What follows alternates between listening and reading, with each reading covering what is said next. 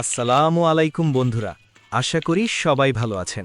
স্বাগতম সবাইকে আমার ইউটিউব চ্যানেল মঞ্জুরুল টেক জোনে। বন্ধুরা, আজকের এই ভিডিওতে আমি আপনাদের সামনে নিয়ে এসেছি একটি খুবই আলোচিত এবং বহুল ব্যবহৃত audio circuit TDA 20308 2.1 amplifier board. বর্তমানে যারা কম বাজেটে ভালো সাউন্ড সিস্টেম বানাতে চান, হোক সেটা হোম থিয়েটার, ব্লুটুথ স্পিকার বা DIY সাউন্ড প্রজেক্ট, তাদের কাছে এই সার্কিটটা খুবই পরিচিত নাম। অনলাইনে দেখলে অনেকেই বলে এই বোর্ডে 18+18+36 ওয়াট পাওয়ার পাওয়া যায়। কিন্তু প্রশ্ন হচ্ছে, এই পাওয়ার কি বাস্তবে পাওয়া যায়? আর এই পাওয়ার কি দীর্ঘ সময় নিরাপদভাবে ব্যবহার করা সম্ভব?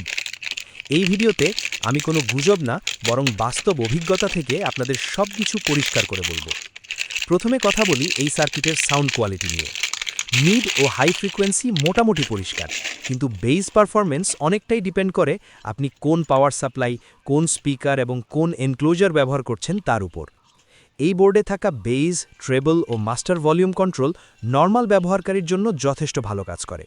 তবে আপনি যদি অতিরিক্ত বেস দিতে চান, তাহলে হিটিং ইস্যু দেখা দিতে পারে। এখন আসি সবচেয়ে গুরুত্বপূর্ণ বিষয়ে, পাওয়ার সাপ্লাই। এই সার্কিটে ভুল ভোল্টেজ বা দুর্বল ট্রান্সফরমার ব্যবহার করলে আইসি খুব দ্রুত গরম হয়ে যায় এবং অনেক সময় স্থায়ীভাবে নষ্ট হয়ে যায়। অনেকেই এখানেই ভুল করে বসেন। আরেকটা বড় সমস্যা হলো ভুল ওয়্যারিং। পোলারিটি ভুল হলে, গ্রাউন্ড সঠিক না হলে অথবা ইনপুট লাইনে নয়েজ থাকলে সাউন্ড ডিস্টরশন, হামিং এবং স্পিকার নষ্ট হওয়ার ঝুঁকি থাকে। এই ভিডিওতে আমি আপনাদের দেখিয়েছি কোন ওয়্যারিংটা সঠিক, কোন ভুলগুলো করা যাবে না, আর কিভাবে করলে এই সার্কিটটা দীর্ঘদিন ভালো সার্ভিস দেবে। এখন প্রশ্ন আসে, এই TDA 2030A 2.1 অ্যাম্প্লিফায়ার বোর্ড কি কেনা উচিত? আমার ব্যক্তিগত মতামত হলো, আপনি যদি নতুন হন, কম বাজেটে শিখতে চান বা ছোটোখাটো প্রজেক্ট করেন, তাহলে এই সার্কিটটা আপনার জন্য ভালো অপশন।